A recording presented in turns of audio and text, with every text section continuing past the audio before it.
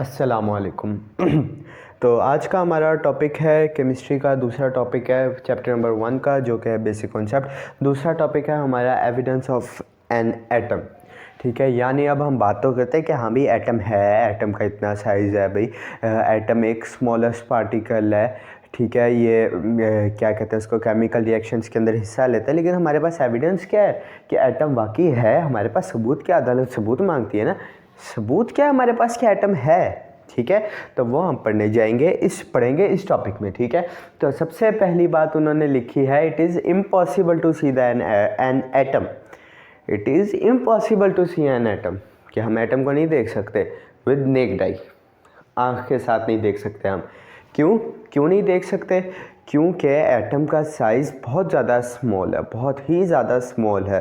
ठीक है, कितना ज़्यादा स्मॉल है वो हम आगे जाके पढ़ेंगे इसी टॉपिक के अंदर।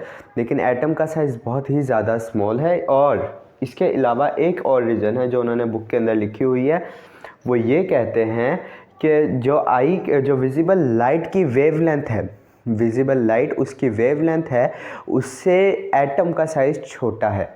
ठीक है, और जो लाइट की वेवलेंथ है उससे बड़ी चीज़ें हमारी आंख सिर्फ देख सकती है, और इसकी वेवलेंथ ऑफ लाइट से भी इसका साइज़ क्या है, छोटा है। ठीक है, ये बुक में इन्होंने लिखा हुआ है ऐसे करके, a clear and accurate image of an object that is smaller than the wavelength of visible light can not be obtained. ठीक है, तो वह ये बताया उन्होंने कि हम आँख से नहीं देख सकते एटम को, खाली आँख से हम कभी भी नहीं देख सकते एटम को। तो फिर आप सोच रहे होंगे हम माइक्रोस्कोप से क्यों नहीं देखते? हाँ भी इतना छोटा था, माइक्रोस्कोप से क्यों नहीं देखते? तो आगे हम माइक्रोस्कोप के 2 टाइप्स पढ़ेंगे, एक है ऑप्टिकल माइक्रोस्कोप और दूसरा है इलेक्ट्रॉन माइक्रोस्कोप। ठीक है, तो सबसे पहले ऑप्टिकल माइक्रोस्कोप। ऑप्टिकल माइक्रोस्कोप जो है ये बीम ऑफ लाइट को, इसको लाइट माइक्रोस्कोप भी कहते हैं, ये बीम ऑफ लाइट को यूज़ करता है ऑब्जेक्ट्स को मैग्नीफाई करने के लिए। ठीक है, किसको? बीम ऑफ लाइट को।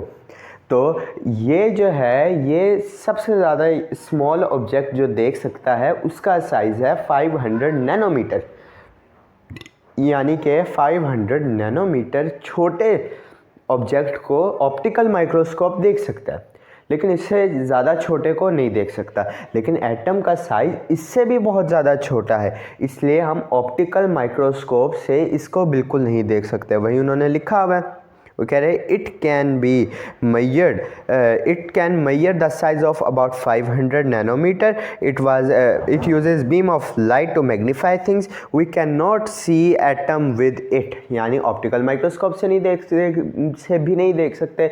अब पीछे बचा सिर्फ एक इलेक्ट्रॉन माइक्रोस्कोप। तो इलेक्ट्रॉन माइक्रोस्कोप के बारे में पढ़ते हैं। इलेक्ट्रॉन माइक्रोस्कोप जो है वो इलेक्ट्रॉन बीम को यूज़ करता है मैग्नीफाई करने के लिए ऑब्जेक्ट्स को। ठीक है, और ये कितना मैग्नीफाई कर सकता है? ये अप टू 20 मिलियन टाइम्स कर सकता है। ये बात जो है, ये वाला पॉइंट, सॉरी मैंने टिक बनाना था, ये वाला पॉइंट आपके बुक के अंदर नहीं है। ठीक है, ये वाला आप ना लिखें बोर्ड के अंदर, 20 मिलियन वाला। ठीक है, ये बोर्ड के अंदर आप ना लिखें क्योंकि आपकी बुक के अंदर नहीं है। ठीक है, वैसे ये एक्स्ट्रा इन्फॉर्मेशन के तौर पे मैंने यहाँ लिखा है कि एक electron microscope up to 20 million times magnify कर सकता है एक ऑब्जेक्ट को। ठीक है, ये एक्स्ट्रा इन्फॉर्मेशन है, ये कोशिश करें ना लिखें बोर्ड के पेपर में। It uses the beam of electron to magnify things, जो कि मैं बता चुका हूँ। अब आगे लिखा हुआ है we can see the atom with it.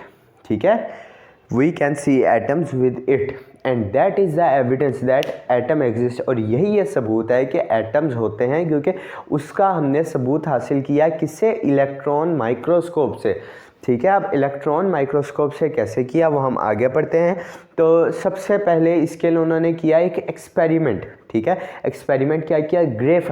Graphite जो होता है, उससे पहले ग्रेफाइट के जाने से पहले मैं आपको एक और बात बता दूं जो कि बुक में लिखी हुई है, मैंने यहाँ पॉइंट्स में नहीं लिखी, कि ऑप्टिकल माइक्रोस्कोप से हम क्यों नहीं देख पाए और इलेक्ट्रॉन माइक्रोस्कोप से क्यों नहीं देख पाए। क्योंकि जो वेवलेंथ होती है बीम ऑफ लाइट की वो ज़्यादा होती है एटम के साइज से, और जो बीम ऑफ इलेक्ट्रॉन्स होती है ये काफ़ी छोटी होती है। ठीक है, यानी जो वेवलेंथ है लाइट और बीम की उससे बहुत ज़्यादा स्मॉल होती है क्या? बीम ऑफ इलेक्ट्रॉन की वेवलेंथ, इसलिए ये एक एटम के थ्रू पेनिट्रेट कर जाते हैं और हम फिर एटम को देख पाते हैं, ठीक है। लेकिन इससे भी उतना ज़्यादा क्लियर अभी तक एटम को नहीं देखा जा सका कि उसके इंटरनल स्ट्रक्चर की पिक्चर्स वगैरह ली जा रही हैं, ऐसा कुछ नहीं हुआ। कितना देखा जा चुका है वो हम पढ़ते हैं। वो कह रहे हैं when a piece of graphite, जब एक ग्रेफाइट का पीस यानी कार्बन, ग्रेफाइट या आप ब्रैकेट में लिख सकते हैं carbon, was a small piece of was studied under electron microscope, यानी जब हमने एक ग्रेफाइट या कार्बन के पीस को एक इलेक्ट्रॉन माइक्रोस्कोप के अंदर स्टडी किया और इसको मैग्नीफाई किया, कितना है मैग्नीफाई किया, 16 मिलियन टाइम्स।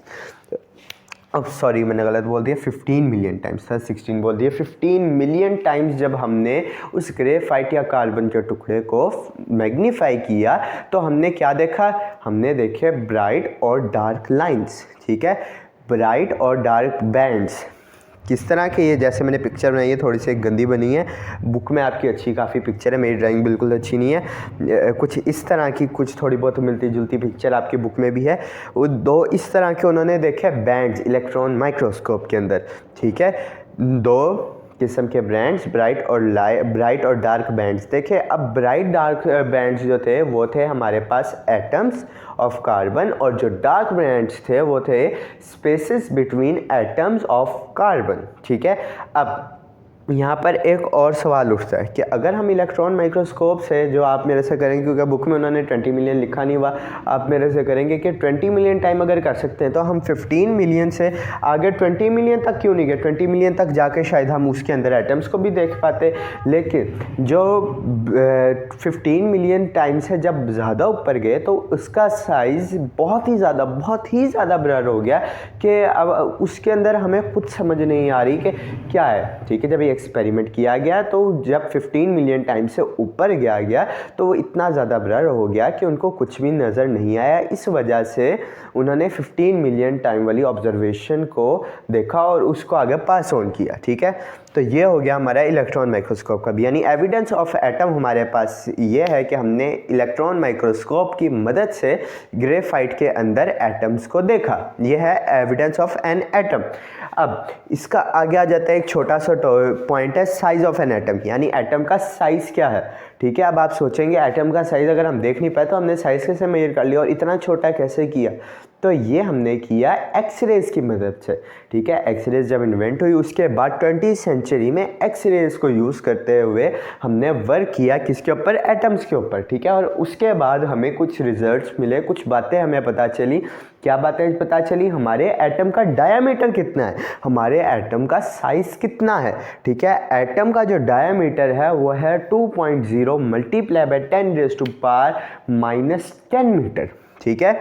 ये है हमारे पास डायामीटर ऑफ एन एटम। अगर हम इसको नैनोमीटर के अंदर लिखते हैं तो वो हमारे पास आएगा 0.2 नैनोमीटर, क्योंकि नैनो की वैल्यू होती है 10⁻⁹, एक -1 बच गया जिसकी वजह से हमने 2 को यहाँ से उधर कर दिया।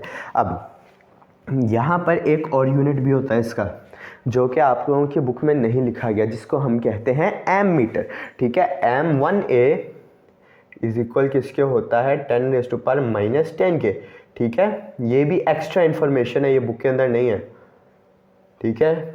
तो और 2 एम मीटर, ठीक है।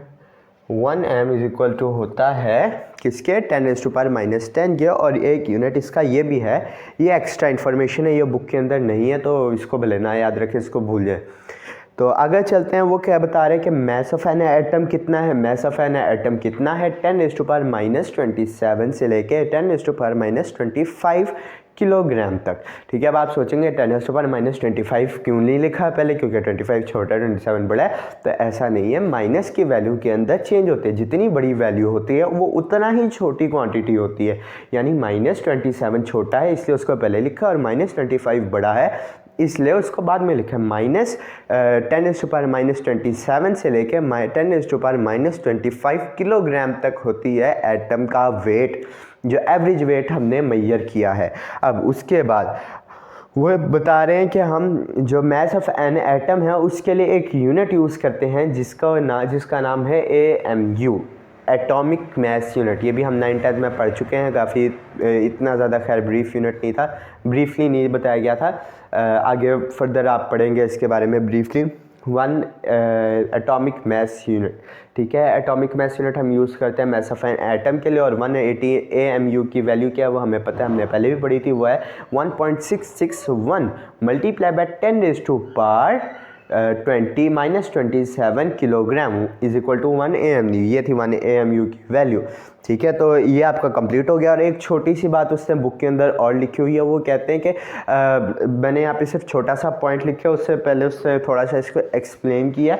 उसने लिखा है, वो कह रहा है कि a student can have an idea about amazingly small size of an atom from the fact, यानी स्टूडेंट एटम के स्मॉल साइज़ का अंदाज़ा इस बात से लगा सकते हैं कि एक फुली स्टॉप यानी जो आज तक का सबसे छोटा तरीन नुक्ता ना, जो आंख से देखा जा सकता है, सबसे छोटा तरीन नुक्ता, उसके अंदर भी 2 मिलियन से भी ज़्यादा यानी 20 लाख से भी ज़्यादा एटम्स हो सकते हैं। तो ये था आज का हमारा टॉपिक। होप सो आप लोगों को समझ आ गई होगी। Thank you very much. अल्लाह हाफ़िज़।